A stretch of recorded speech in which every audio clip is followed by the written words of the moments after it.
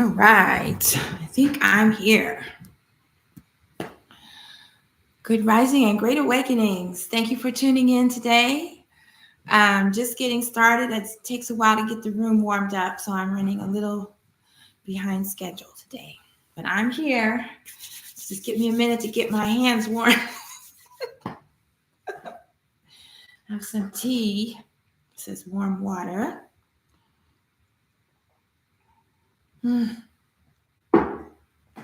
Yes, it's good to be back on TikTok Live. I got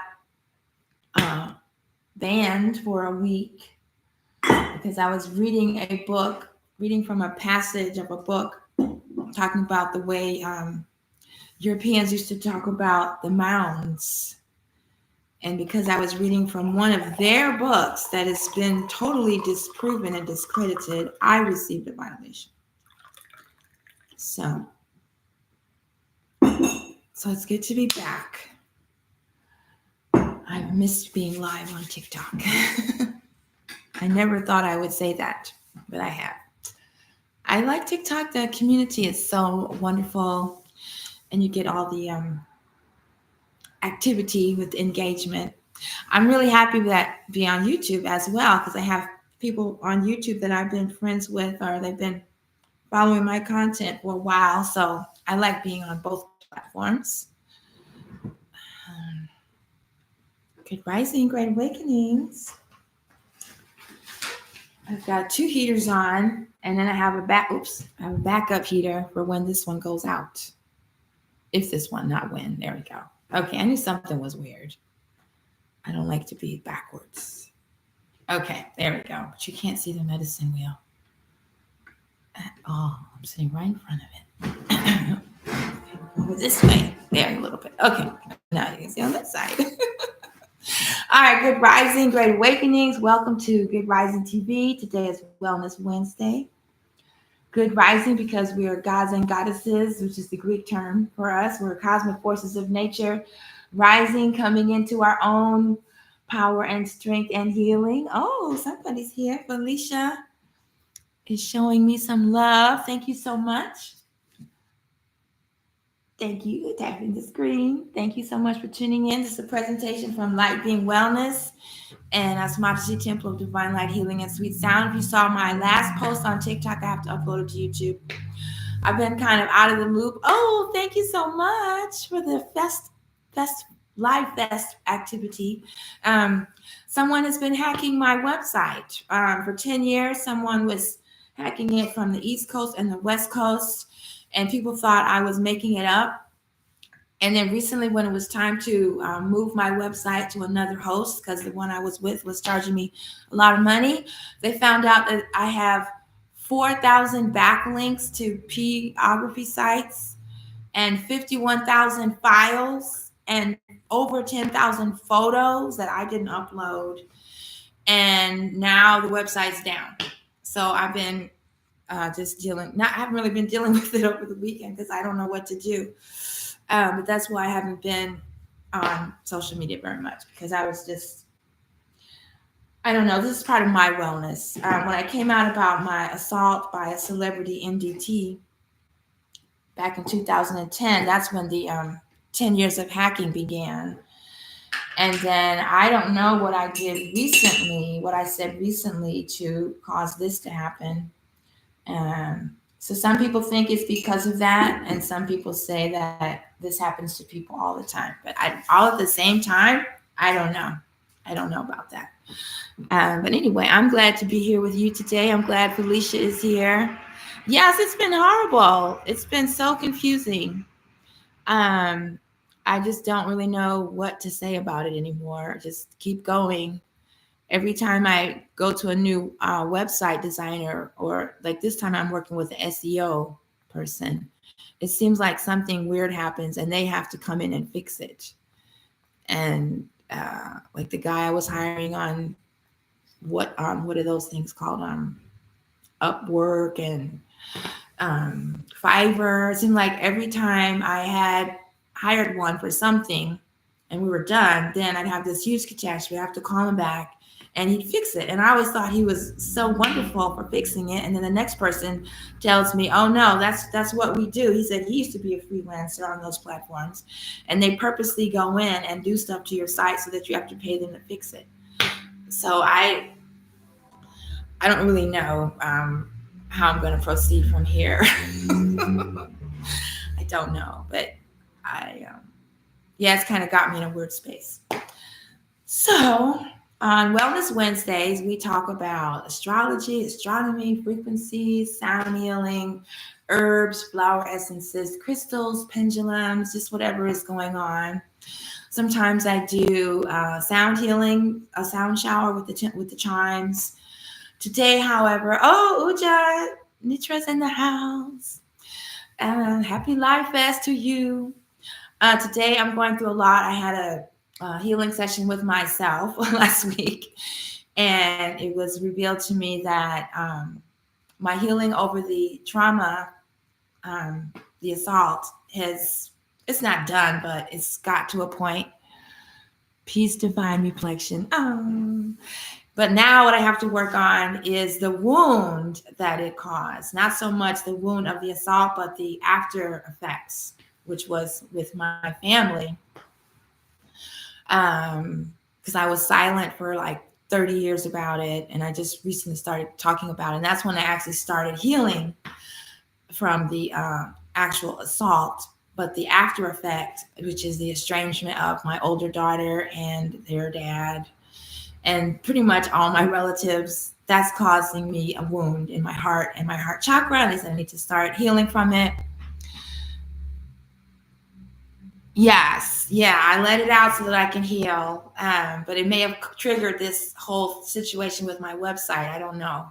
I don't really know. But he's really the only person I could think of that would be able to pay someone to constantly do this to my website. But anyway, I'm not talking about that today. I'm talking about releasing grief and loss with sound, and then the flower essences and herbs. So that's what I wanted to experience with you today. These live streams are not like me teaching you anything. It's just me sharing the process of my healing journey with you. I don't know anyone. I don't know, but that's what I can do. I can only have so much time in the day. Well, I just poured the tea out like a minute ago, and it's already not hot. I wonder how warm it is in this room.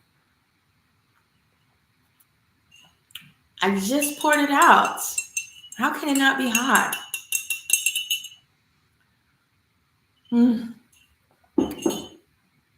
Maybe the water wasn't hot. No, it's hot in there. Okay.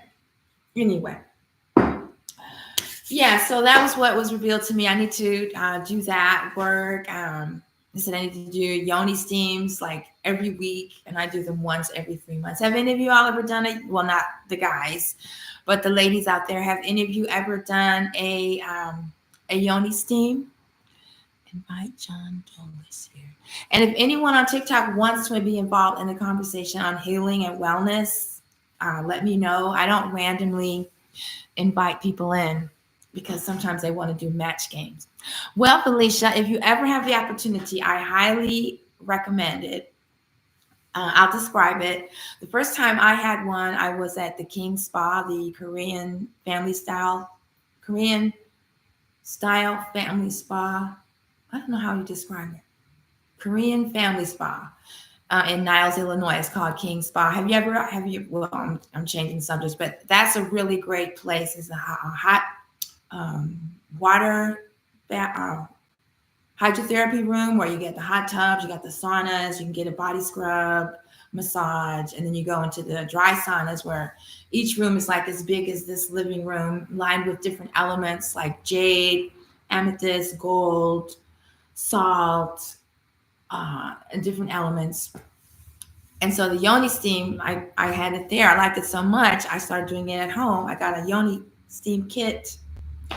It's a little bench. It's round with a hole in the middle. It's not like a toilet seat, but it's round. And I got one made out of wood. And then you have a container underneath with hot steaming herbs. Like I got it's like an electric teapot or an electric pot, and you put the herbs and water in, and then you put that over under the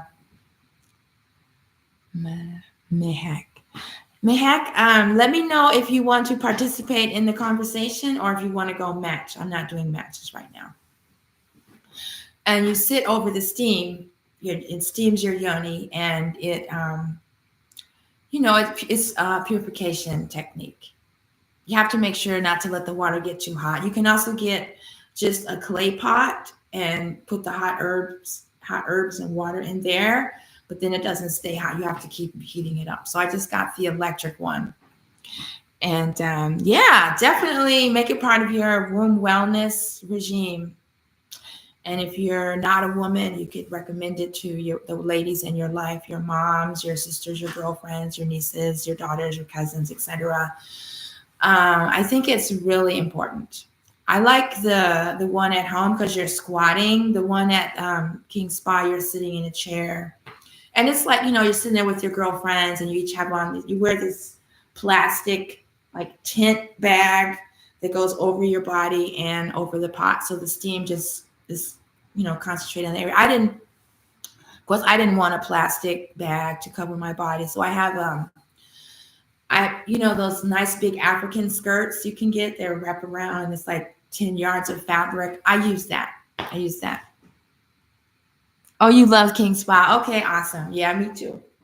I only like to go when I can afford to get the whole body scrub and everything. So if you're interested in the conversation on health and wellness, just give me a green heart or something, and I will invite you in. It's much better than the bag. Yeah. And so it's able to contain the heat and everything. Actually, it's just in the other room. I can show you.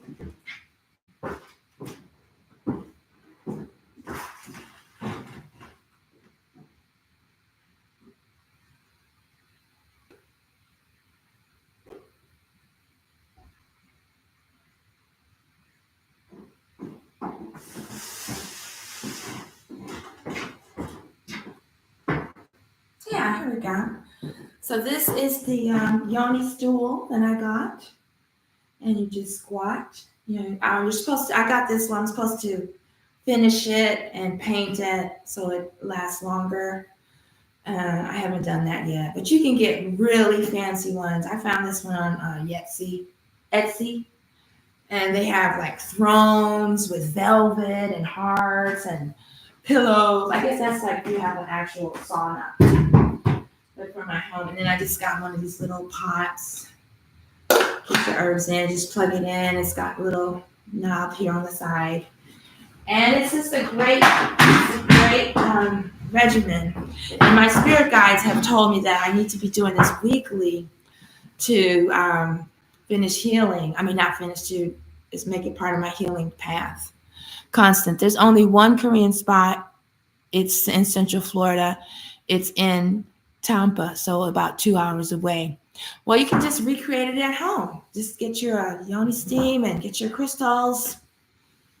I offer the yoni steam here at the center, and then also you can get like a couple of pounds of crystals of sea salt, white sea salt, not the pink sea salt, the white sea salt. Well, I guess you could use the pink.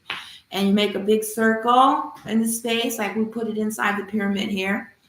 And then you get inside the circle and you do the ceremony to cut cords, energetic cords to your previous intimate partners. You just cut the cord. And I even have a ceremonial knife that I use to cut the cords, because they leave a hook inside your womb. There's an energy hook. So they're still able to draw energy from us. And until we energetically sever, or I had this one who would say, you can't cut the cord, you can just release them, whatever. Unhook them. I like to cut them. You could just unhook them, and then you pull back your energy that was taken from you. You do that, and then you do the yoni steam, then you take a hot shower or a hot bath. Do the spiritual bath where you put the herbs in a pot. I always thought that it had to be prepared like tea, like hot water. But my healer friend, Zen Frankie, was here yesterday, and he said it doesn't have to be hot water. You can just put the herbs in room temperature water, but you have to massage the herbs. Because we picked some rosemary from my bush out front because he says it's going to freeze over. He says massage the herbs and the flowers until the water turns green. But it doesn't have to be hot. But like me living in Chicago, I'm going to want it at least to be warm. And then you just pour that over you. And then you go and have your sound healing session. So that's a whole package in itself. But anyway, that's the introduction to yoni steaming. I think got to run to work. Thanks for the information. Thank you, Felicia. Thank you for sharing the love and for being here today. Thank you. Okay. All right, Constance. Yeah, so you just have to recreate your spa space at home or wherever you are. I think you're telling me you're living kind of mobile right now. So we just have to adapt to our situations. Yeah. When you make it to Chicago, you can always come through here and get a nice yoni steam. Just drive all the way to Chicago. No, seriously. Okay. His wifey for life. His wifey for life. If you would like to be a part of the conversation, just show me a green heart in the comments. So I know you want to talk about health and wellness, not the matching games. I'm not doing that today. All right. So like I said, I wanted to focus on releasing loss and grief. And I'm going to be using tuning forks on myself. Oh, wait. I forgot. Talk about astrology. Let's talk about the astrology today. I do have to try. I finally found another oh dear, where is it? I finally found another source for the astrology charts. There we go. Perfect. Because the other one I was having trouble. Is this the right one? Yes. Okay. So I wanted to go over that. Have enhance. Here we go. I'm slow, but I'm effective. Okay, there we go. And of course on TikTok, it's too big to really see it. But anyway, TikTok, this is a 13-month sidereal astrology chart for today. And I'm just going to be going over it a little bit. And those are the tuning forks that I'll use for our self-care session. The only thing about this one is it doesn't have all the asteroids. So I'm going to have to see if there's a way to add them. But for now, we'll just work with, let's Flash the Flipper is here. Hi, Flash the Flipper. I don't recognize you, but thank you for being here. Okay, so we're looking at the chart and we have the sun is in, it says it's still in Scorpio, but I know it's moved into Ophiuchus. Oh, I see. It has it right there on the border. Okay. Is it? Let's see here. So I'm not really sure about this site because I know that it moves on the, at least the first. Okay, we'll just go do our best. All right, so the sun, it says it's in Scorpio, sidereal Scorpio, which is only 7 days long, but I'm pretty sure that it has moved on to Ophiuchus by December 4th. I know the time is for it 1 day every 70 years. I don't know which day they decide to actually activate the movement. I'm not sure about that yet on this site. And then we have Mercury retrograde is in Ophiuchus. And the ascendant for the planet is in Ophiuchus.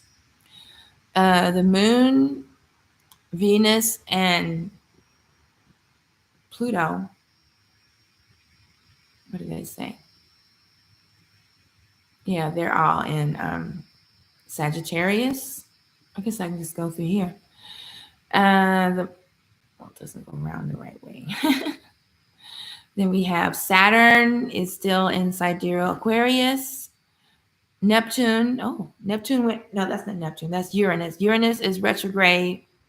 No, that is Neptune. Neptune is retrograde in sidereal Pisces, as is Chiron. Uranus is retrograde in sidereal Taurus with Sedna, retrograde. Mars is in sidereal Cancer. And then we have the node in sidereal Virgo. The other node is in sidereal Pisces. Okay. Good rising, great awakenings. Thank you for tuning in to this live stream. Good rising TV, Wellness Wednesday. Those of you who are still here, I appreciate if you tap the screen a few times. That would be awesome. Thank you. All right. So let us get on with the self-care session for today. So this self-care session is for people who are ready to let go of the past, the sadness, the trauma, the hurt, the wounding. For me, it's about, I've been waiting for relatives, family members, and I to have a reconciliation, to reconcile so we could move forward. And I recently had to accept that they're not ready to get on this train. And I'm going to have to get on the train and pull away from them. Not, well, they're already estranged, but emotionally, the emotional attachment to the situation. I have to find a way to get on the train and keep moving. What do we have in Sagittarius? We have the Moon, Venus, and Pluto. So, yeah. So I'm going to work on those three, and then the Sun and Mercury are in Ophiuchus. I could work on everything, but I'm going to focus on those. So, the Sun, Mercury, and Venus are in Ophiuchus. These tuning forks. And Pluto.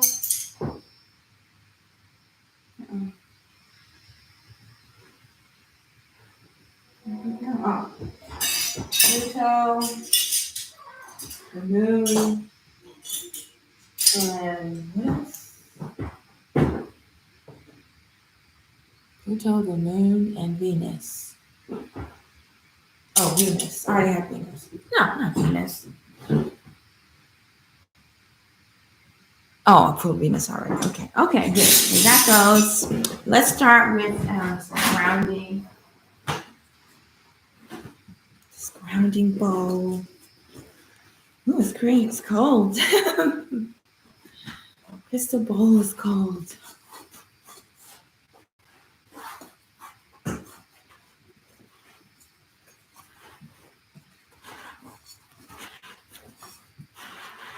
Okay. All right. Okay, so this is a grounding tone. It's tuned to the root chakra, to the note of G, and I usually open up my sessions with this.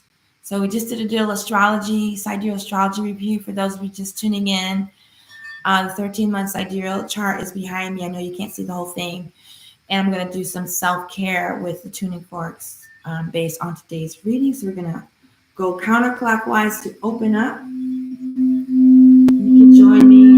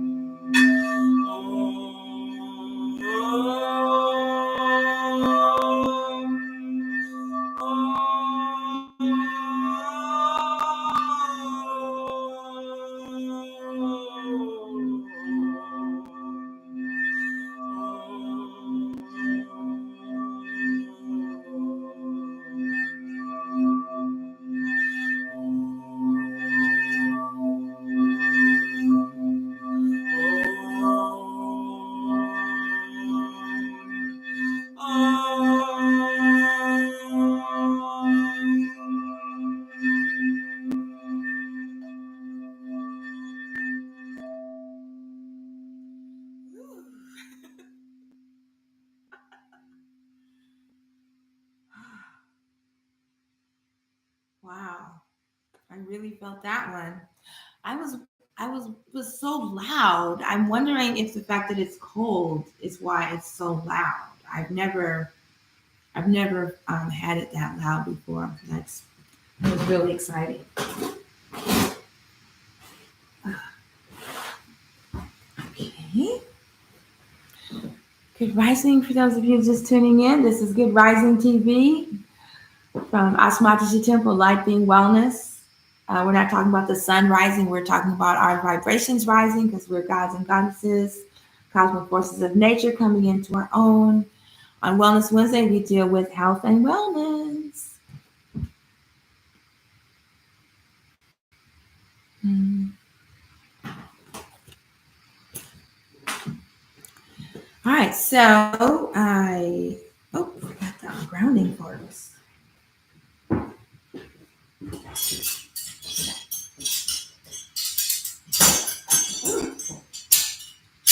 Got the grounding and the opening forks. Where was my mind?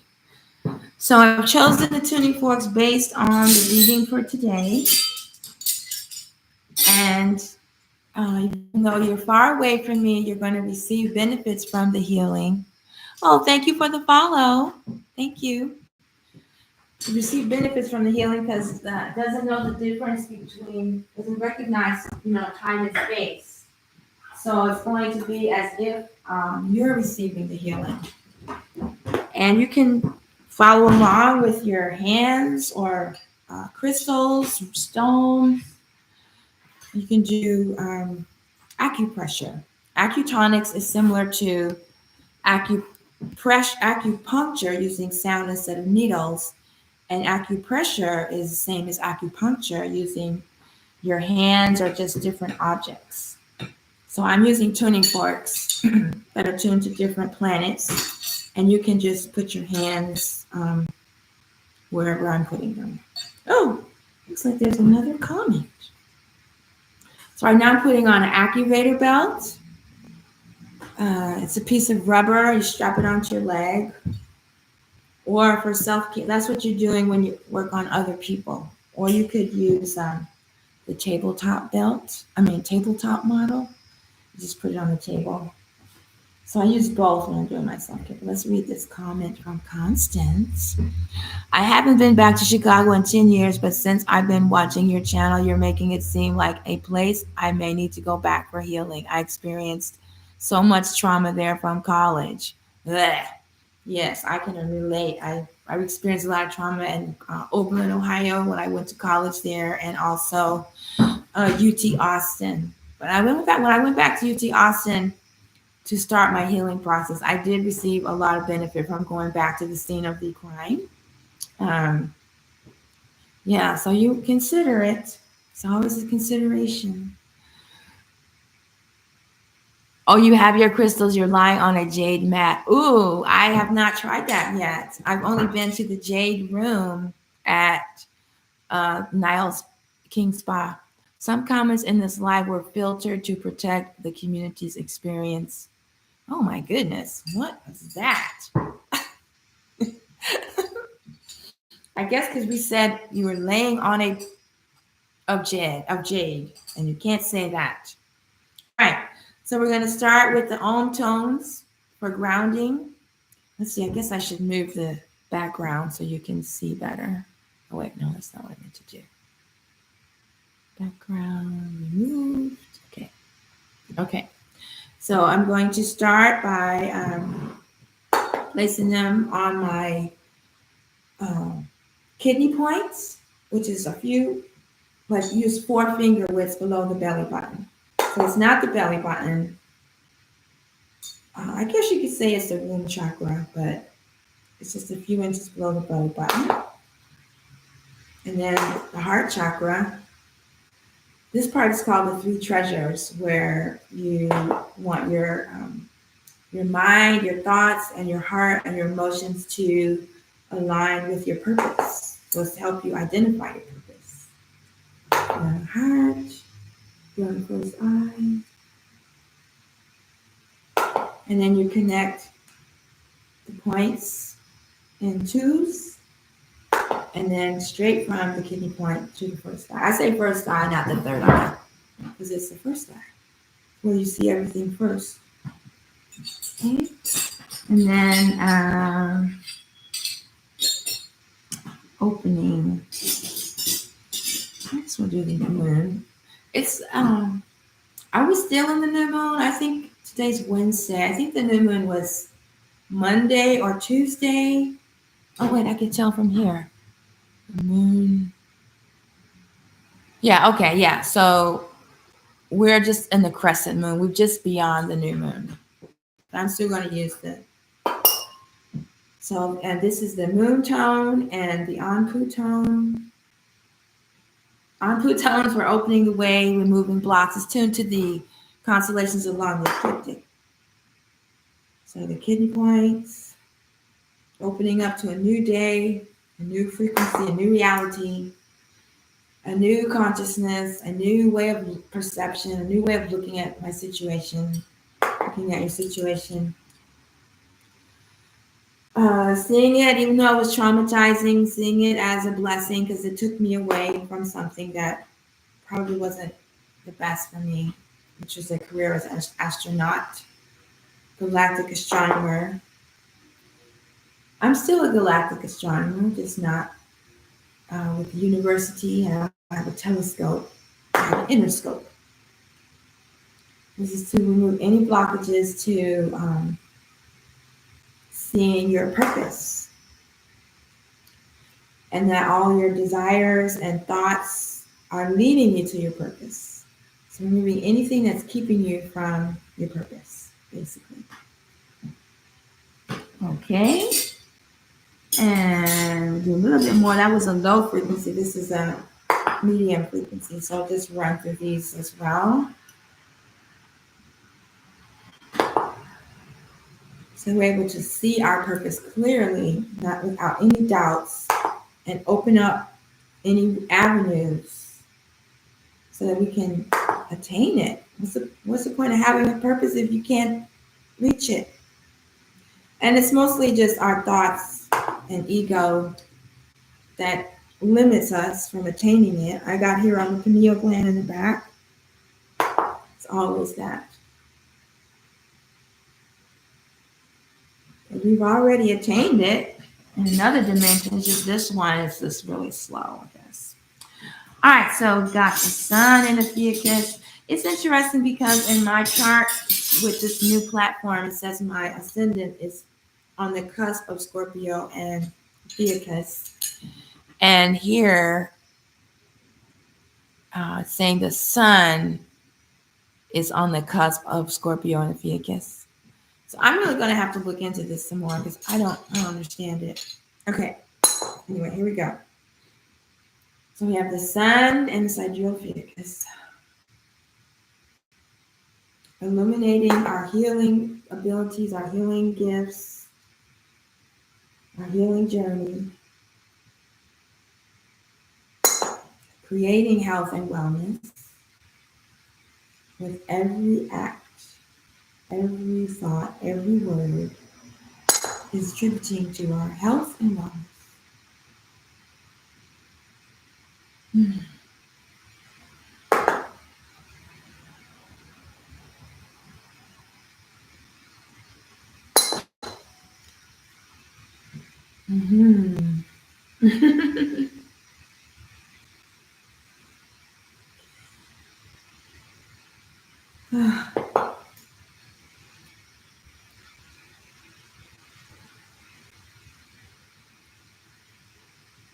Yeah, that's an interesting image with the sun coming through Newt and Gab up on my top of my head. You see that?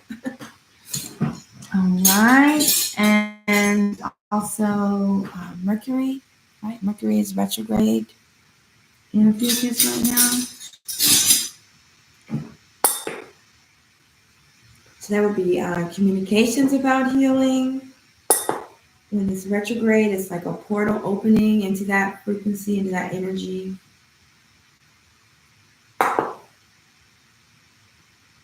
So receiving communications about your healing journey. or new instructions or suggestions. Like today we talked about the yoni steam. Some people hadn't heard of it. Okay, so I see a few people here. If you're interested in having a conversation about health and healing, please send me a little heart. Otherwise, I don't know by your name. I guess I'll try. Okay. Yeah, so like maybe you have a health issue and you want to know how to heal it naturally, but you don't know what to do, you don't know how. So the intention is that the way is made known to us, that it just comes right to us what we need to do next on our healing journey. There's some information we need or someone we need to meet. I'm going to do my throat chakra. Because Jehudi is about communication. So like right now I'm communicating about my healing journey. So I guess that's good. That's a good spot. All right. Then I have, so this is the part about the healing journey. The moon, Venus, and Pluto are in Sidereal Sagittarius. So let's take this journey together. Let's start with Pluto in Sagittarius. That's Asar and Asar a moon. Dua Asar moon, Dua Asar moon, Dua Asar moon, Dua Asar moon. So we want our abundance to expand, our understanding to expand, our consciousness to expand. And we want to move forward on our spiritual journey, move forward on our healing journey, our journey to enlightenment, our journey to wellness, which includes abundance, prosperity, opportunity, sovereignty, enlightenment, immortality, knowledge of self. What does wellness mean to you? I'm sure it means different things to different people. It doesn't just mean, your physical ailment is healed, because I see plenty of people who come to me, they have their arm or their leg is hurting and they were in a car accident like 5 years ago or 15 years ago, but it still hurts, so it's got to be more than physical healing. The trauma is still there. And that's what today's session is, after we get past the 3 treasures, is going to be about releasing loss and grief.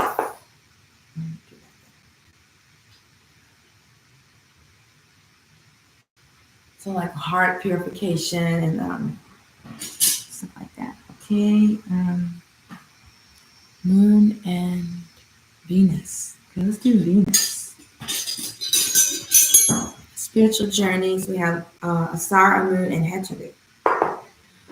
Spiritual journey, healing wounds, broken hearts, releasing the trauma from the injuries.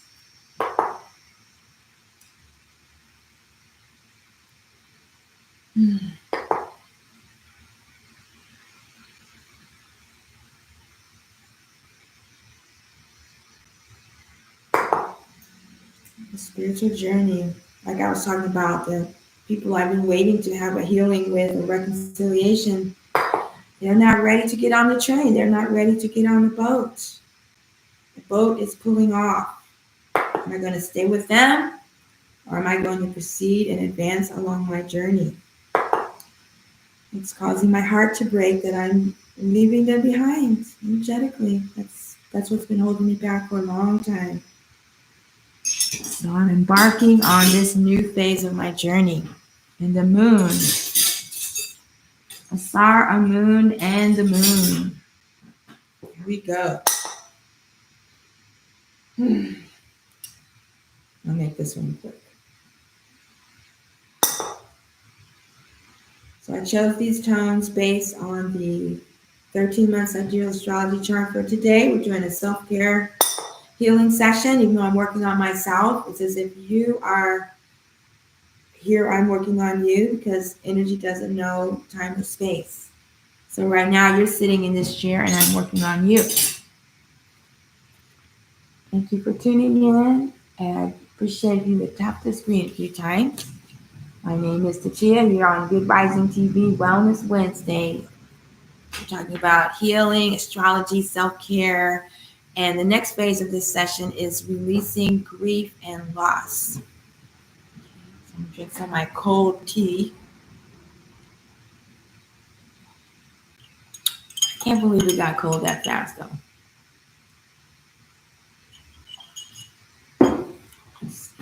Right. Oh, I know Indra's Botanicals. Maybe she'd like to join me. Okay. All right. So the grief and loss points are these points right here. They are, if you just put your fingers there in this area, you should feel them. Ooh, that's weird. What is that? Looks like a little lump, muscle, like a bruise. Never noticed that before. I'm definitely going to work on that. It feels like a little knot here in my grief point. Like a little nodule. Anyway, it's the lung meridian goes up along your arm and it stops here at the point. Or maybe it starts here and goes down the arm. I think that's what it does. But anyway, I'm going to be working on the grief points here, and this is a healing for you as well. Since I found that spot, it's gone now. Oh, no. Might just be a muscle. I don't know, but I'm going to work on it. Open them up. Yeah, it's a little tender over there.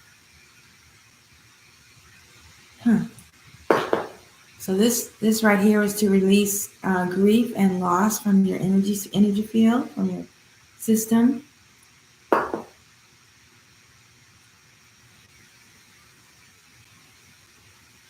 Grief and loss from trauma, estrangement of the family's estrangement, disappointment,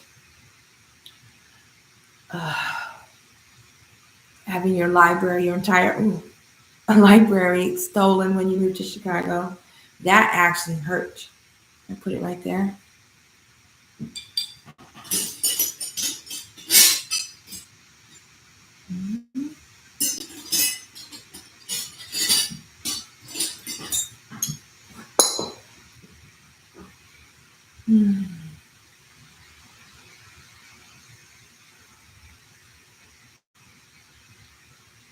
If you ever have a chance to get an acutonics treatment, even if it's not for me, you should look it up in your hometown, Acutonics. Oh my goodness.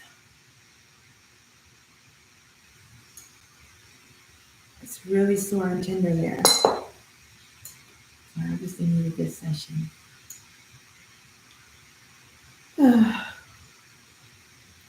So yeah, even when you watch the replay, you will receive benefits from watching me do this. Sounds crazy, but it's happened. So that's why I still do it. Oops. So the grief points, it's really tender there.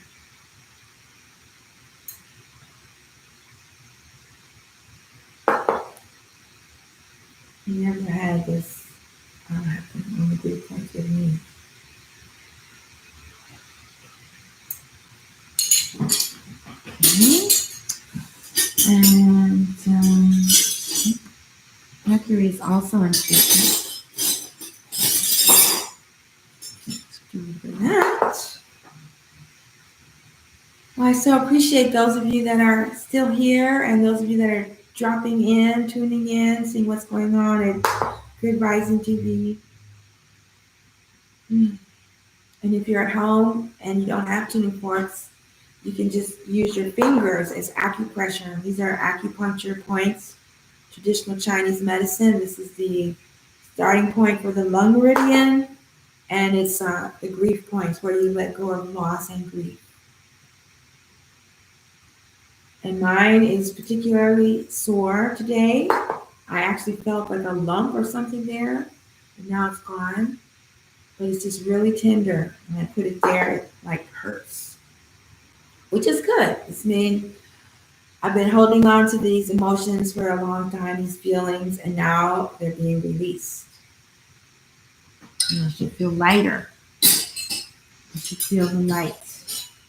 Okay, and we got Mercury, no, Venus and the Moon and Pluto in sidereal Sagittarius. Okay, so now, oh, there's another comment. I understand having your spiritual tools be stolen, right? As I was leaving being a professor, students stole all of my art supplies, some tools I had for over a decade. Yeah, has it been a decade for me? It's been 6 years, hasn't been a decade, but and even if I go out and buy the new books, it's not going to be the same because I've had those books for 40 years. Well, no, 30 something years because it's been 6 years. Yeah, so I got to let it go. I'm either going to buy new books or not. Good rising, great awakenings. Thank you for stopping through. This is a sound healing session, a self-care healing session with Acutonics tuning forks to help us release grief and loss. The emotions of grief and loss that can hold us back on our spiritual journey. So even though you're thousands of miles away or hundreds of miles away, you are receiving benefit from this session. And you can also put your fingers on these grief points and massage them. You can get your favorite crystals or stones and just releasing grief and the sensation of loss. Because we got to move on. We got to move that energy out so we can make room for joy and for new books and new art supplies. Because they won't come to us as long as we're stuck in the past. Every time I go by my bookshelf, I'm like, oh, my books. I stole my books. I have my mother's books. I have my cousin's books. But I don't have my books. Or whenever I watch, a romantic comedy or something on the Hallmark Channel, I watch that sometimes. And I see families. I'm like, oh, my family's all busted up. I may never see my daughter again. Those kind of feelings come up. So that's what I'm doing today. I'm working on releasing them. And I'm sharing it with you. This is what I'm supposed to be doing on my own at home. Okay, that's good. Feel better. Now we'll do the high frequency forks. You can hear those much better or experience them more.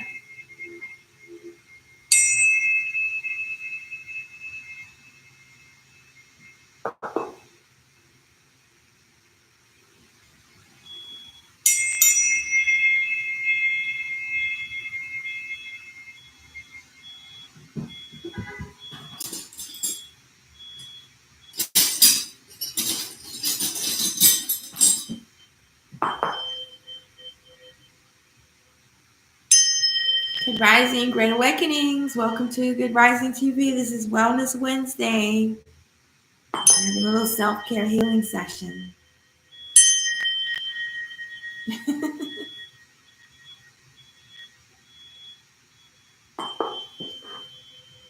The self-care of releasing grief and trauma, sadness, regret, loneliness, isolation.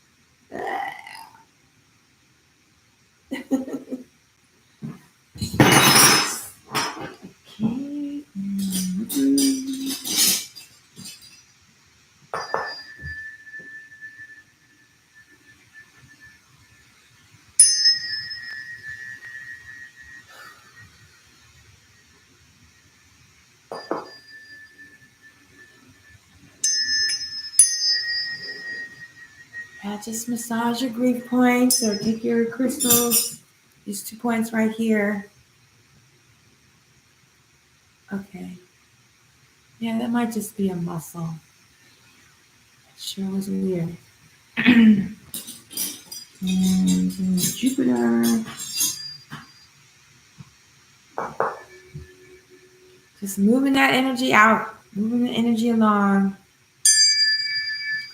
Waving goodbye to my relatives as my train leaves the station, my boat for my spiritual journey. It's like, all aboard! And they're like, nah, we're going to stay. We're going to wait for the next train. That's what I'm going through right now. They're like, nah, we're going to wait. We're not ready. But I've waited, what? 14 years I've been waiting. So I'm not waiting.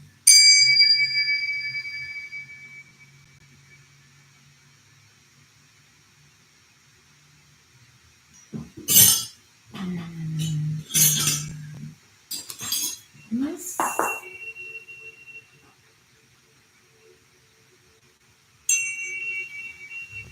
Good rising, great awakenings to you on YouTube. Thank you for tuning in. Just doing some self-care, and you'll receive the benefits even though you're far away. Releasing grief and loss. You can also massage the area with your fingers or get crystals or gems, place them here. You can do this anytime. 96312.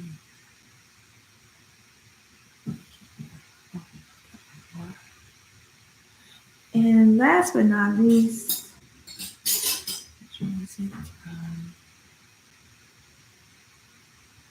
I guess I did them. Okay, yeah, that's good. All right, and do grounding, close it out. Back to the kidney points.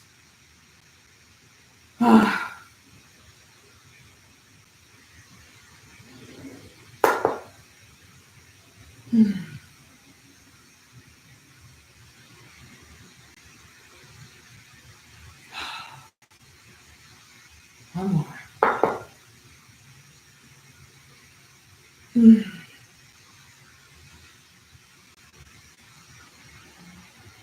All right, that was good. Okay, that was good. Wonderful. All right. Thank you for stopping by. Those of you who are present, live or on the replay, appreciate your presence as a gift to me. Okay. So another wonderful thing that happened is I found my notebook from last time, or 2 weeks ago. So I didn't get to do the research that I was supposed to do last week. We're talking about when did they fix the music scale to 221 AD, the Nicene Creed, Nicene Council met 325 AD. No, they fixed the astrology 221 AD, the Nicene Creed was 325 AD, and the music scale, they changed it to 440 hertz in 1936.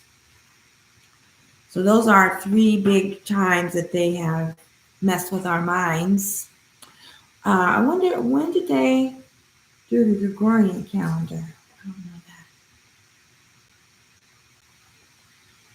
Gregorian calendar. Let's look that up real quick.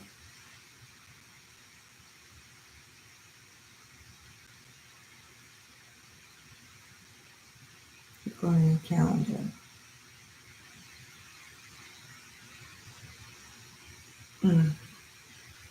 Not working.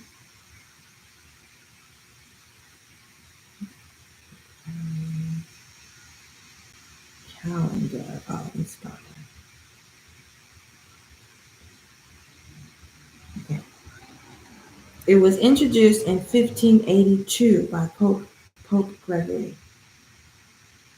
Okay. 1582. Of course, I don't have a pen.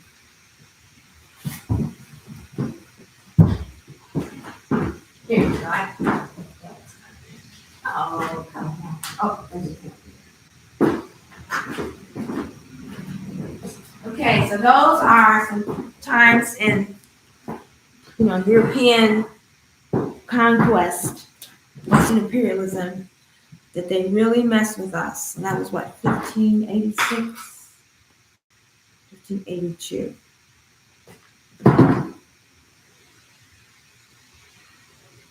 So these sessions are really me doing my research project, putting it all together. 1582. Okay. I'll figure out what it means eventually. So that was something I was supposed to work on, and I don't know if that was right. Yeah, since I got banned from going live, I kind of lost track of my notes here. Trauma. And then I lost the notebook. Okay, all right, yeah, this is what I was looking for. The last time we were together, and I was looking at the flower essences. So I wanted to look at the flower essences dealing with loss and grief. So I made a couple of lists here. Grief, 86, page 86. Surrender, trauma. Yeah, I wrote down. If you've been following these, every other week or so, we go through this book of Bach flower essences. Bach flower essences.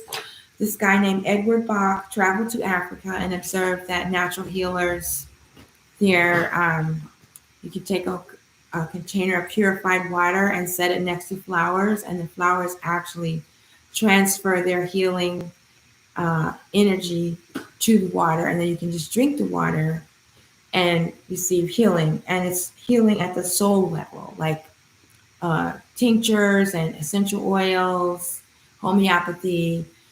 They deal with some emotions, but mostly it's physical. But the flower essences heal the soul. And I've told my story with flower essences before. I'm not going to go into that today.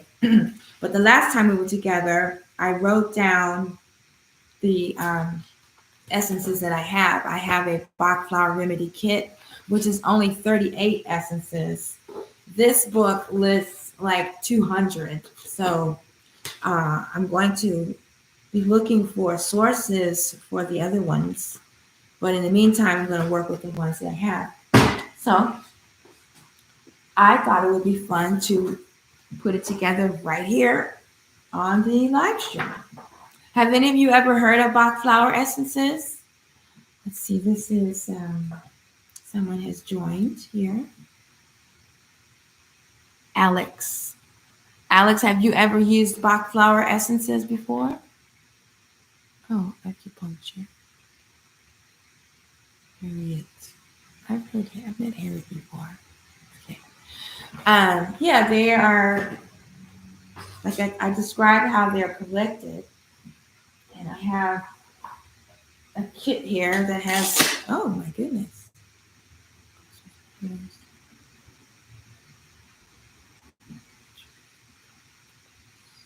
I don't know what that is. I have a kit here with the 38 essences. Hope they're not frozen. And I don't have a dropper bottle, but I do have one of these. So I'm just going to use this. So let's see, which ones did I choose? As for grief, I have honeysuckle and star.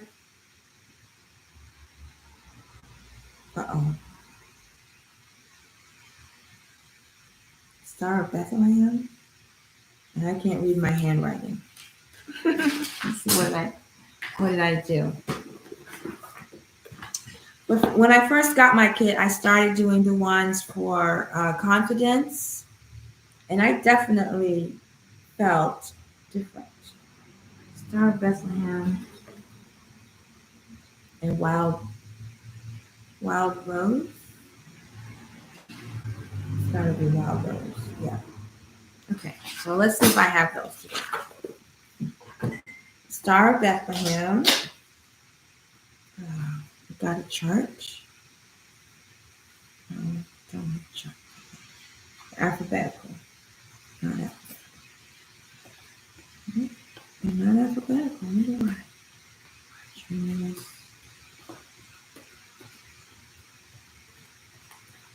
I don't see that one. I don't think I have that one in my kit.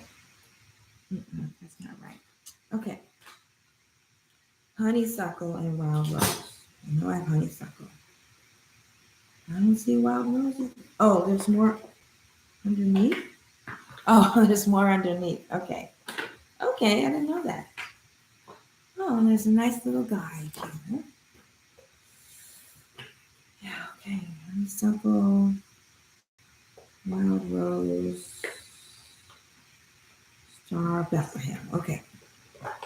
So this one is for grief. So you're just supposed to take a few drops of each one. Let me see about here.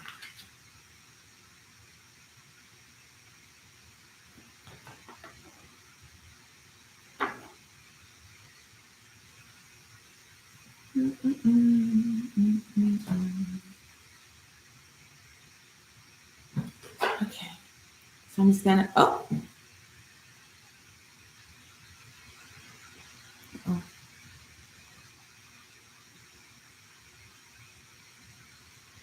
okay. Yeah, so I got the flower essences for grief here. So I'm just gonna take a few drops.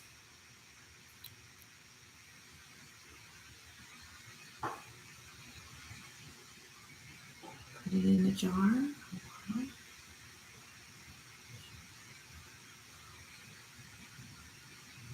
I put 5 drops in. Yeah, so today's presentation of Light Being Wellness, Good Rising TV Wellness Wednesday is about releasing grief and loss. So earlier I did a self-care session with the tuning forks on the grief and releasing grief and loss points, which is right here on the leaf lung endpoints. And now I'm putting together this formula of Bach flower remedies. And if you're interested in getting a Bach flower remedy, a custom one, just let me know. We can work something out.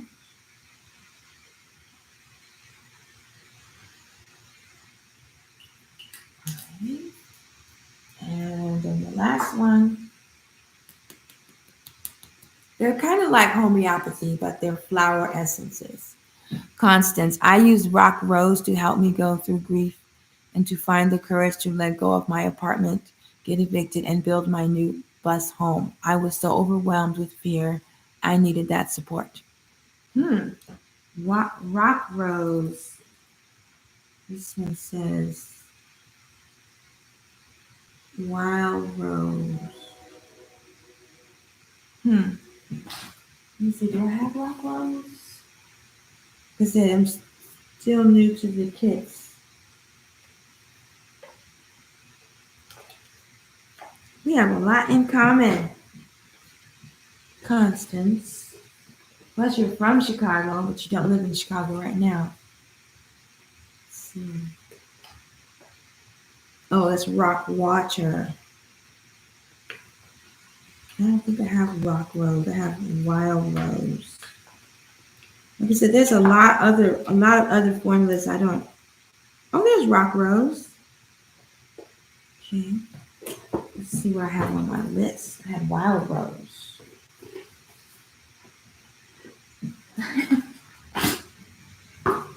What's the little handout? Okay. Let's see. Wild rose, resigned, apathetic, bored with, yet stoic and uncompromising, enthusiasm, engagement, ambition, vitality. That was wild rose, rock rose, terror, dread, bravery, security, calm. Interesting. Okay. I'm going to use them both, Constance. Oh, you're not from Chicago. You went school in Chicago. I see. You're from Florida. Okay.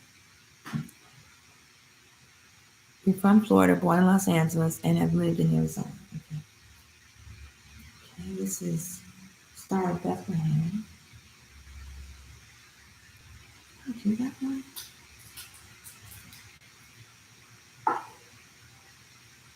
Yeah, I'll do that. Okay, this one is Wild Rose.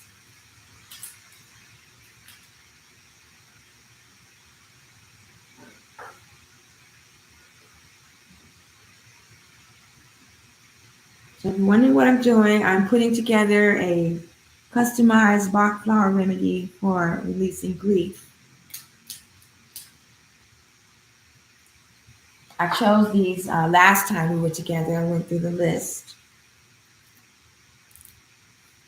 And then I misplaced my notes. I just found them today. So I'll do this now.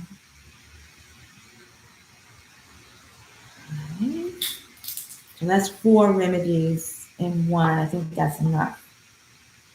And then I'm just going to add water. I don't have any brandy. So I'm just going to do water. And now, I'm supposed to use brandy as a preservative, but I don't have any. I have rum, but I'm not going to mess with it. And then shake it up. With homeopathy, you're supposed to shake things like 100 times. It was totally really hard to pick which flower essence to use. So many of them seemed like I needed all of them for support. That is so true, Constance. So what I'm going to be doing is having different formulas so that eventually I have all of them in a formula. Because I'm still experimenting. With it. Okay. All right, so there is my formula for grief based on the ones that I have in my collection. Yep, so that was what I wanted to do today. I'm going to put a few drops in my water. And then we'll just see how I feel. 1, 2, 3, 4, 5, 6. Okay. I was supposed to do 4, but you know me, I'm always going extra. Okay. So there, I accomplished that. Yay. Have I made my own? I have not tried making my own, Constance. I still buy the kit from these people. I have not tried my own. That would take it to the next level, learning about which herbs are growing wild in my area and then work with those. That would take it to the next level. I've been thinking that maybe this spring and summer, try to see if I can make some flower essences of my own. That would be a great idea. It would be a great suggestion. And then you could compare them that you make yourself with the ones that we buy. That's a great suggestion. I'm going to write that down on my list. Make your own formula. That's today, 12/4. Constance suggests that we make our own.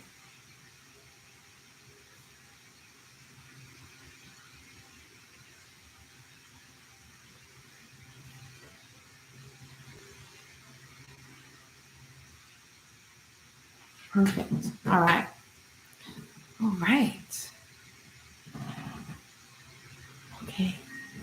All right. So I see there are still some people in the room on TikTok. I so appreciate you being here.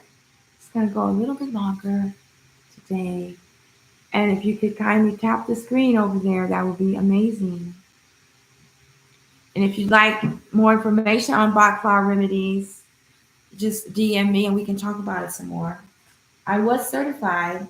I am certified, so I can put these little things together for you if you're interested. I have the little kits now. Okay. Okay, so let me have a drink of my flower remedy water. Don't forget that.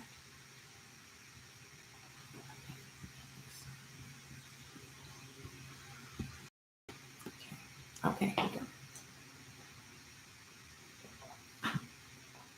But that is a perfect example of how you combine these healing modalities. First, I did sound healing based on the current positioning of the planets, the cosmic forces of nature, the nature root.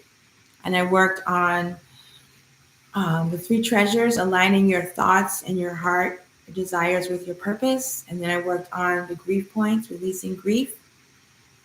And now I'm drinking a Bach flower remedy, um, a Bach flower remedy for grief.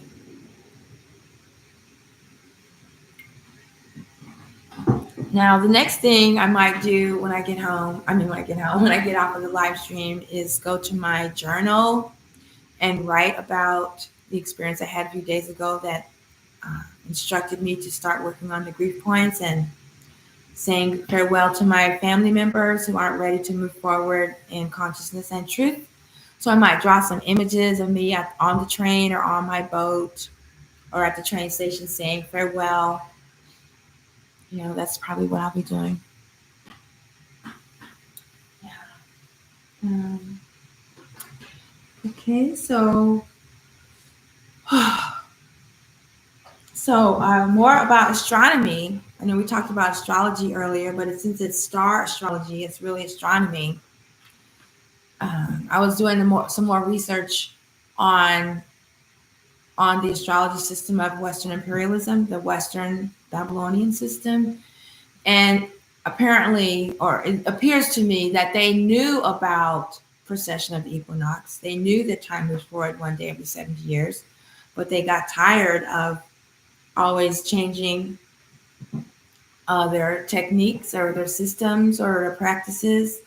So they just divided the sky into 12 equal segments, and they ignored the largest constellation on the ecliptic because it's located at the center of, I don't know why. It is located, not because, it is located at the center of the Milky Way. And they came up with this astrology system, which is not based on truth. So that's why I follow the 13-month sidereal astrology system.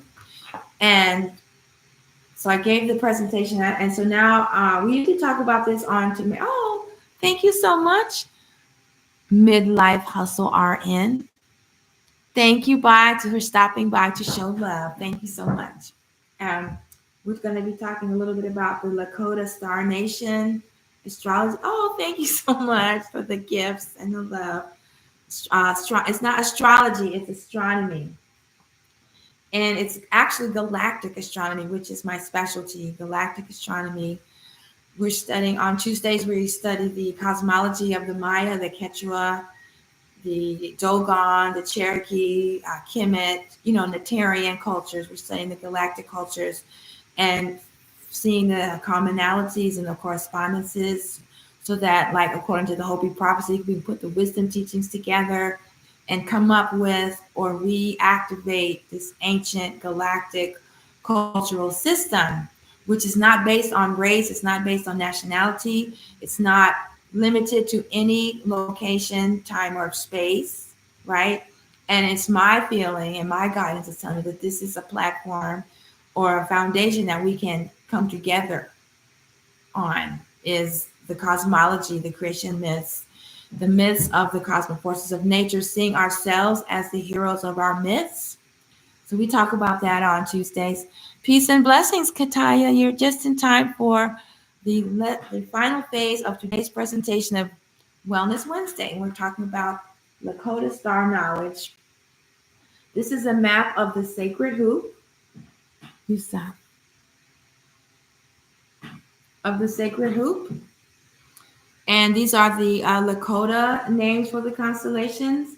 You would be familiar with the sacred hoop as Gemini, Orion, and Canis Major, and the star Sirius. So it's the same area of the sky. These are the Lakota. This right here. This right here is backwards for me, is the Orion's belt. And Sirius is not really a part of this map. I believe it is, but from their calculations, it's not. But to me, the sacred hoop includes Sirius. And so on Tuesday, we talked about how the map in the sky, the sacred hoop in the sky, how it corresponds to the Earth. What's that? This is a fold-out page. I get mixed up. Yeah, here we go. We talked about this yesterday. You can watch the replay. So it shows the sacred hoop diagram. I have such a hard time. The sacred hoop diagram, how it reflects on their land. And the Quechua have a similar system. So please refer to that if you want more information on that. But today, they had all these star myths. So these are books that I've had for like 30 years, 40 years, and I've never read them. And I joke, that's probably why they took my library, because I wasn't using them. Those were all books that I had read. These are books I have not read. So I thought it would be fun to read some of the myths. Oh, and then I found this diagram. Well, let's read it. It's the shape of the teepee, which reminds me of this diagram that came to me, which shows the orientation from our perspective, the Earth. When we look to one direction, we're looking at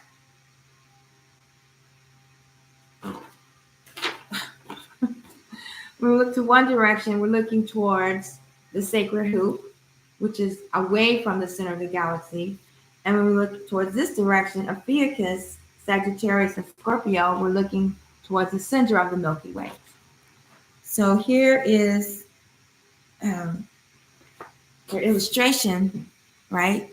And it looks the same as mine.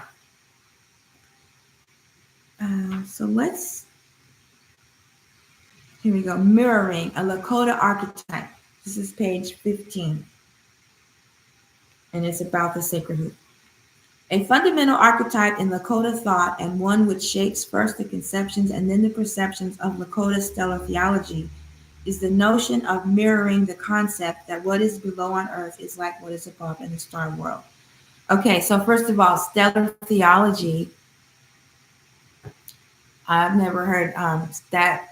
I've never heard that concept, but stellar theology.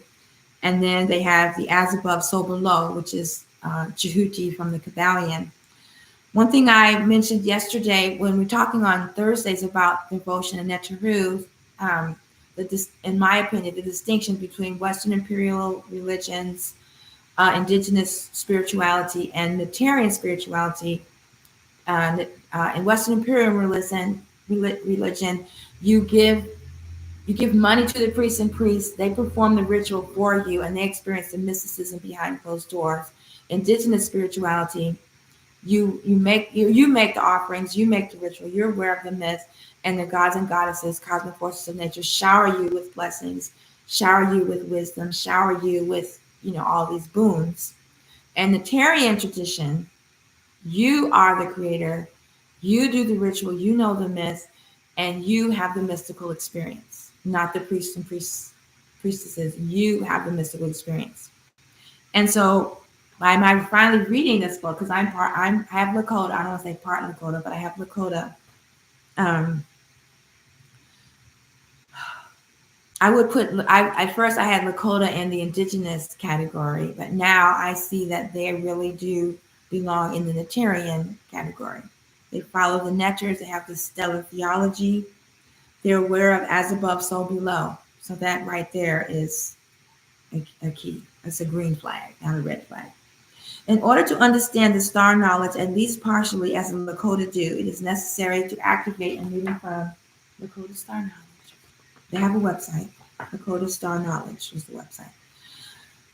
It's necessary to activate the symbols and archetypes by means of which they perceive the world. By archetype, I mean a mental pattern which is constitutive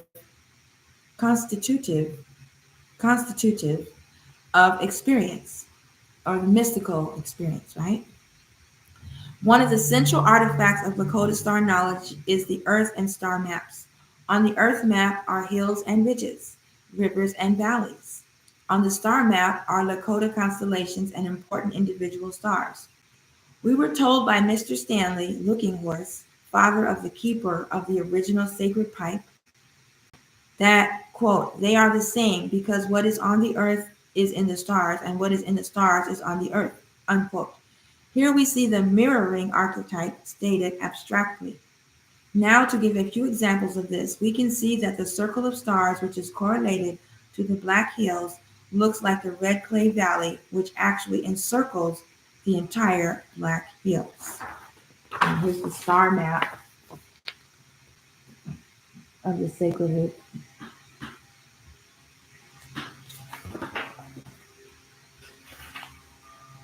Here's again. And this is the one with the TP.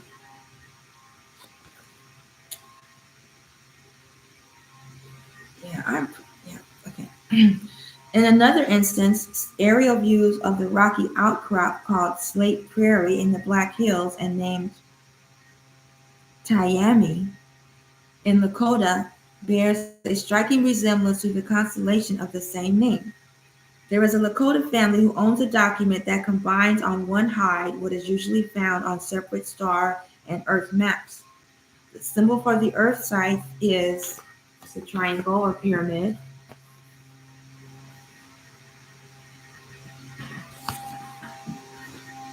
And the symbol for the stars is the upside, is a reverse triangle.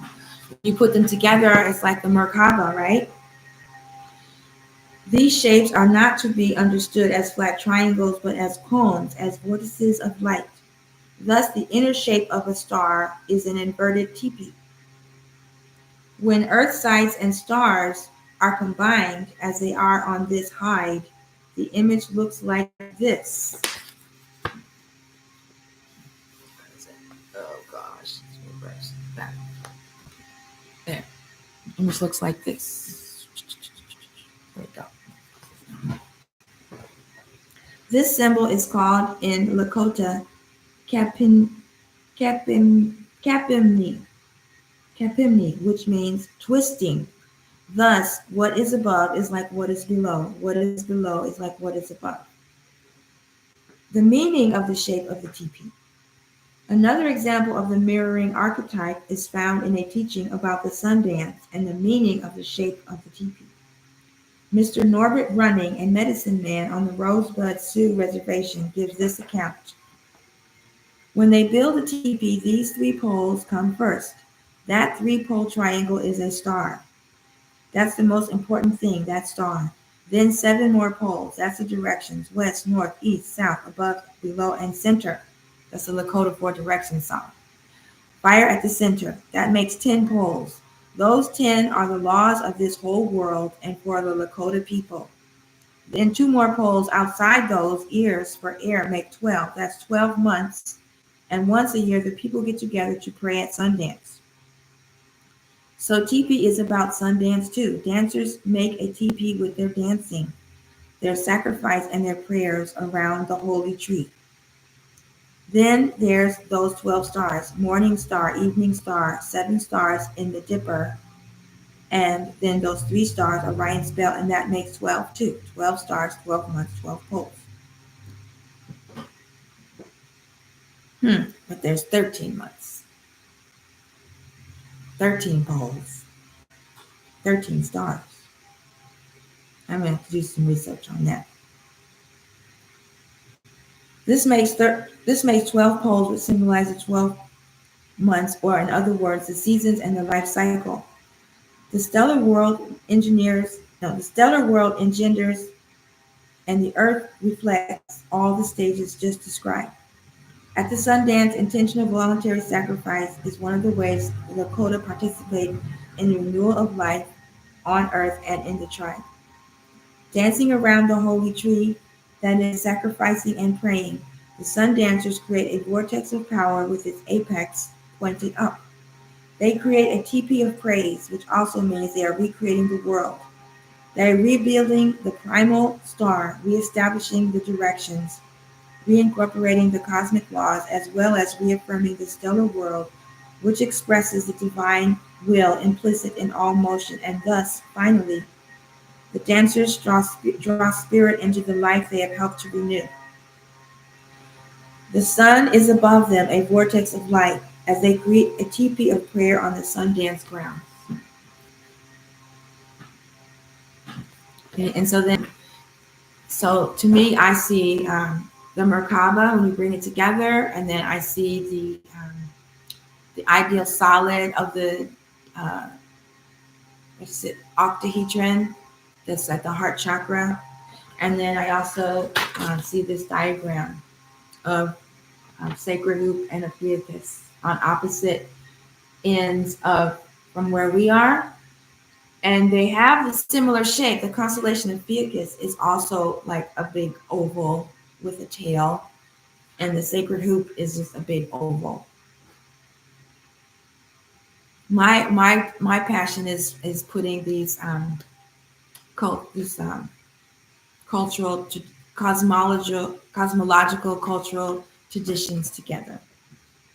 Thus, what is above is like what is below, or as Mr. Stanley Wickinghorse said, what's on the earth is in the stars, and what's in the stars is on the earth. The sun dancers become a star, a sun on earth. Last paragraph. Even in everyday life, living inside a teepee symbolizes living inside the sun. The traditional teepees were made of buffalo hides. The buffalo is the embodiment of solar power in the animal world. Physically and metaphysically, when the Lakota lived in teepees, they were living inside the skin of the sun of a star. When the Lakota build a teepee, they are building a world. When they dance the invisible teepee alive at the sun dance, they are renewing the world, and at the same time, they are rebuilding themselves. Whether star, teepee, world, Sundance, or human being, the irreducible elements are the same for microcosm or macrocosm. Wado.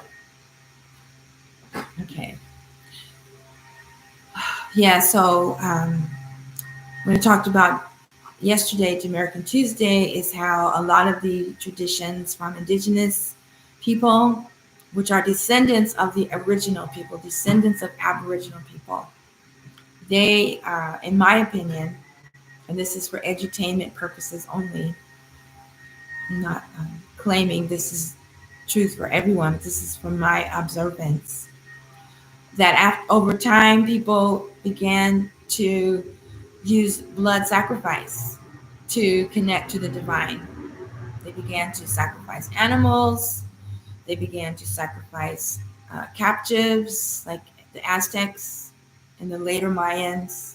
I don't believe the early Olmecs did this. That's just my belief. This is for edutainment purposes only. I'm not spreading misinformation. I'm just spreading my observances for fun, because this is fun for me. And then here, the Lakota, they have the sun dance where they attach spikes into their chest and swing around a pole, and they're making their sacrifice. Wow, I wonder if they're connected to their grief points, because it's the same area. I just don't believe that we have to sacrifice blood to be close to the divine.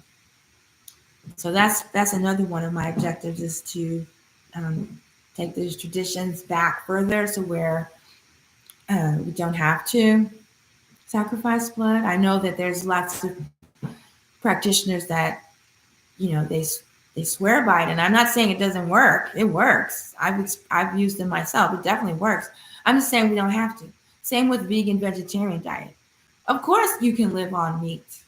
Of course you can kill animals for food. I'm not saying you can't. I'm just saying you don't have to. This is why. Why do that? Because that just brings more karma. We're trying to not bring more karma into our lives, into our worlds. So you just don't do things that will bring more karma, because the 42 laws of Ma'at, it's like you don't do that. So how can you, you know, just don't. Let's find ways of doing this without doing that, without shedding blood. Shed no blood. I have a song called Shed No Blood. Shed no blood. So let's see what we can accomplish without doing that. I mean, people get mad at me saying I'm a vegetarian and I kill plants. And I always say, but you don't have to kill the plant to get the fruit or the vegetable. There's people that do that. I don't. When I harvest, I don't kill the plant. Or let's say I'm harvesting carrots. You just put it back in the ground after you cut off the carrot, it will grow again. It's just, yeah, so just a different frequency. As a bleeder, I don't need to bleed. I don't need to kill for spirituality. Yeah, I just don't think we need to do those practices. But there is benefit from, reading about them. I believe that the blood sacrifice came later. That's my perspective and my observations of these cultures. So that was a little bit of reading about as above, so below from the Lakota perspective, which I had not read this book before, and learning about the shape of the teepee. That when we're dancing, I guess when we're dancing, there's a cone of light that's going up to us, right, up from us, and we're here on the earth. We have this plane here, and then there's a plane above us. So that's just something to keep in mind when we're doing our spiritual work and our dancing. I'm aware of the Merkaba, when you sit inside the Merkaba and the top spins one direction, the bottom spins another direction. But these are cones of light, not pyramids, but cones. Even though you can fit circles inside the pyramids, but it's all going to come together, because that's why I'm doing this. It's beautiful. It's beautiful. It's a beautiful thing. Yeah, but I'm more on the galactic plane than anything else. And I think I missed my opportunity when the moon was in Ophiuchus. It was cloudy, and I didn't do anything. Now it's not in, wait. Yeah, now it's already in Sagittarius. So I missed that window. And I was so focused on when Jupiter moves into the sacred hoop that I missed when the moon went through it. So I've got to pay attention more. And those that don't bleed can give hair, tears, urine, and energy. Yeah, I give music. Those are my offerings. Music and sound. I cry a lot, so I guess I'm making offerings when I'm crying. I've never made an offering of urine. I know there's people that drink it, but I've never offered it. Unless you're saying when we go to the bathroom, we're just automatically offering. But I don't want to think about that. People give food offerings, live food offerings. We can offer tobacco. That's a Lakota tradition, I think, or is it Cherokee? To offer tobacco, offer food. You can offer money. You can put coins or money out, paper money. Alcohol. I know in the Ife tradition, you can leave a little glass of alcohol for your ancestors, or I was taught to take a sip and then spray the altar with alcohol. So there's lots of ways. But I don't know if that's the same as offering blood, because it's the sacrifice, the taking of a life, So that's like a whole nother reality. I was watching a show on Netflix. I've been watching, not Netflix, Roku, what's it called? Continuum. And it's about time travelers. There's there's a revolution against corporations, world corporation domination. And so they're losing the war. And so some of them go back in time to try to stop corporations from taking over. And it's causing me to reflect on my life and my offerings and the work that I do, because I'm all in favor of not supporting corporations. But there's so many time travelers, they realize they don't know whose agenda they're working on anymore. So at some point you just have to what? But when I was watching it, I realized that all of their efforts are violent with guns. It's all about guns or taking over or money or this or that. And the people that are fighting, they're like, angry, they're shouting, they're violent, they want change. And then even the people online that have different perspectives on the reality of Aboriginal Americans of America, like myself, they're angry that we're claiming this or standing up for ourselves.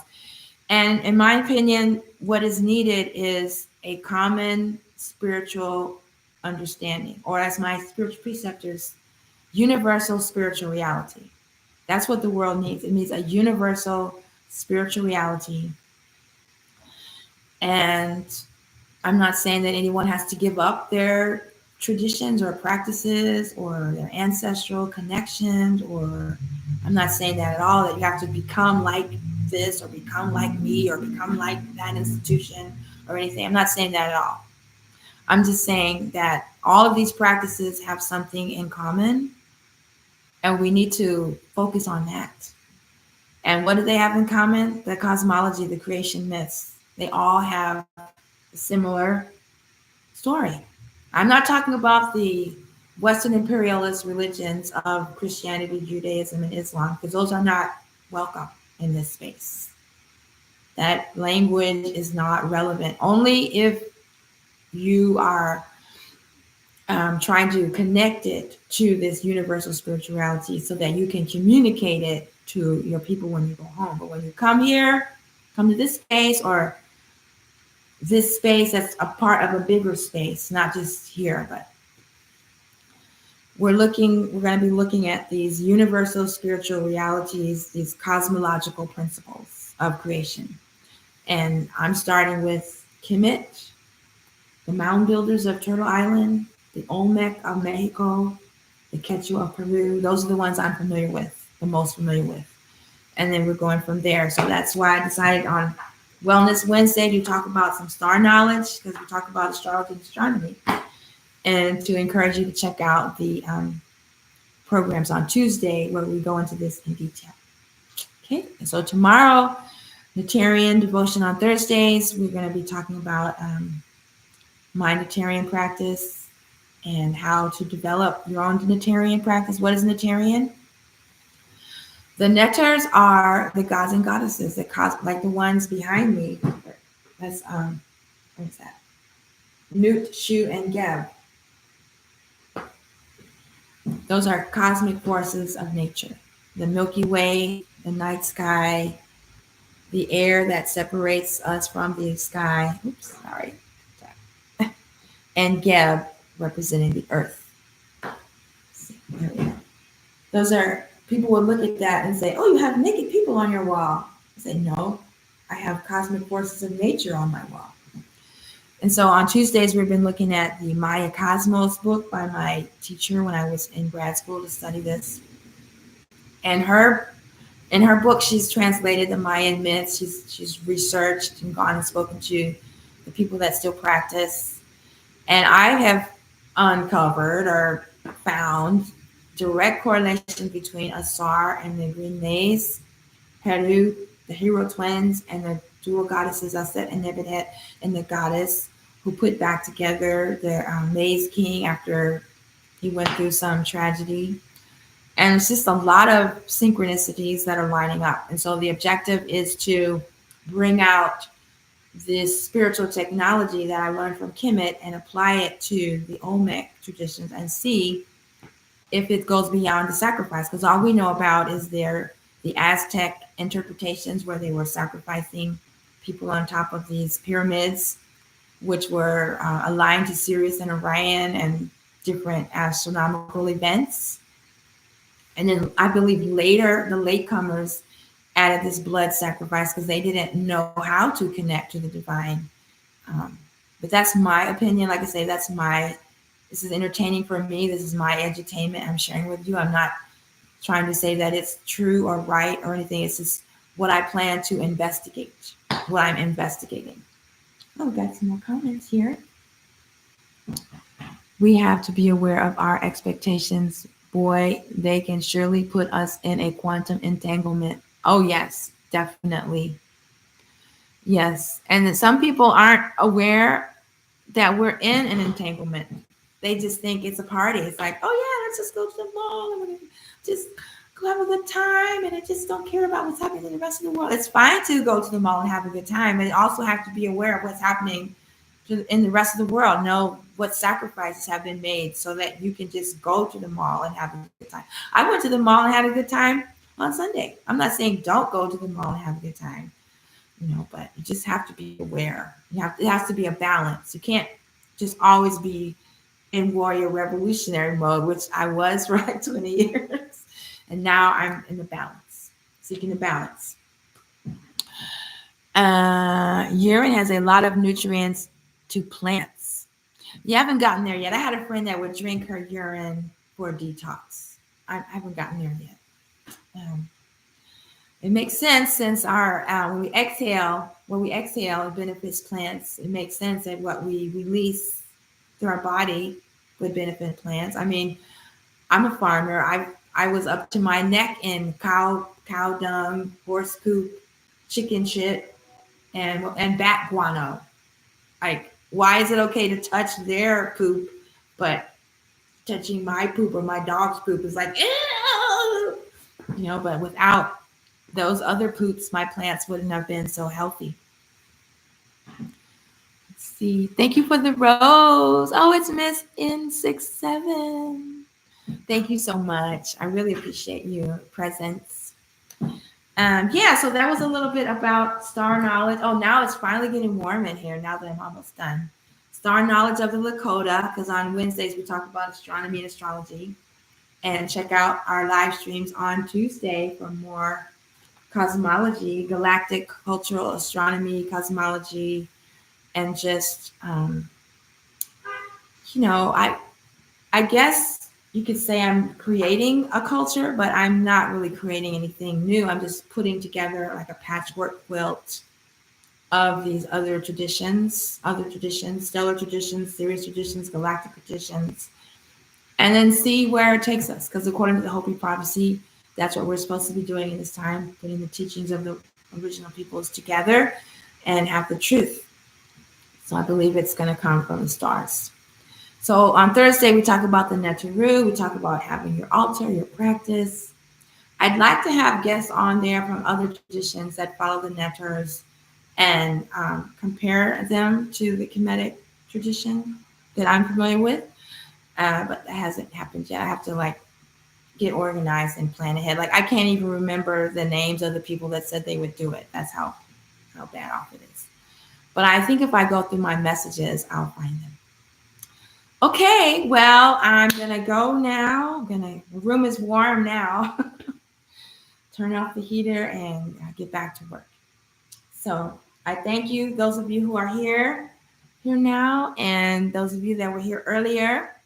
If you're just tuning in, you can catch the replay on my Kimatone's YouTube channel. And I'll be back here tomorrow for another episode of Good Rising TV, Natarian Devotion on Thursdays. Dua Hatep, thank you, Constance. And I don't know who the other person is, Kataya, you're still here. And those of you on TikTok, thank you so much. I will see you again soon. Hatep, Dohi. And turn them off at the same time. Thank you. Thank you for sharing the love.